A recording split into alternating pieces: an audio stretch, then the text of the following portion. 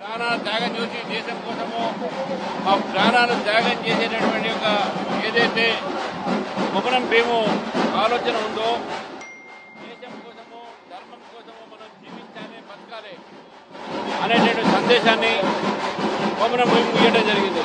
అదేవిధంగా జన్ జంగల్ జమీన్ ఏదైతే ప్రజలు అడవి అదేవిధంగా భూమి ఈ మూడింటిని కాపాడుతున్న అవసరం ఉంది కాబట్టి వారు ఈ యొక్క కార్యక్రమంలో నన్ను ట్రైబల్ మోర్చా కొమరం భీం సంబంధించినటువంటి ఒక జయంతిని ఇక్కడ జరుపుకుంటున్నారు.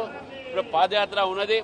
జూబ్లీ హిల్స్ పాదయాత్ర కూడా ఇక్కడ బ్రహ్మాండంగా ఈరోజు లాంఛనంగా ప్రారంభం చేశాము. ఇక్కడ ఈరోజు అధ్యక్షుడిగా నేను యూసుఫ్గూడలో పాదయాత్ర చేస్తాను.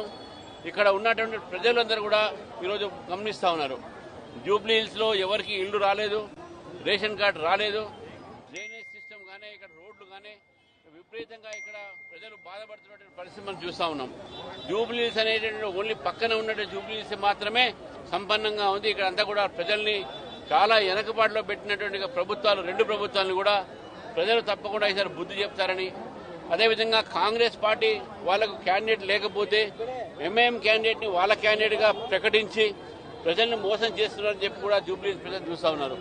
కాబట్టి బీజేపీకి అన్ని వర్గాలు ఇంక్లూడింగ్ మైనారిటీస్ కానీ, ఇతర రాష్ట్రాల నుంచి వచ్చినటువంటి ప్రజలు కానీ, ఇతర రాష్ట్రాలకు సంబంధించినటువంటి వాళ్ళు కానీ, అదేవిధంగా తెలుగువారు ఏ ప్రాంతం నుంచి వచ్చి ఇక్కడ ఉన్నా కూడా అందరూ కూడా ఈరోజు భారతీయ జనతా పార్టీ సపోర్ట్ చేస్తున్నారు.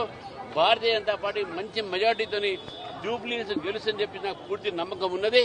ఈ పాదయాత్ర ఈరోజు సాగిన తర్వాత ప్రతిరోజు మా కార్యకర్తలు ఇంటింటికి వెళ్లి ఈ యొక్క రెండు పార్టీలు ఈ తెలంగాణను ఏ విధంగా దోచుకున్నారో, ఏ విధంగా వాళ్ళు బాగుపడారు కానీ తెలంగాణ బ్రతుకులు బాగుపడలేదు, తెలంగాణ ప్రజల బ్రతుకులు బాగలేదు. అదేవిధంగా హైదరాబాద్ నగరంలో కూడా ఈరోజు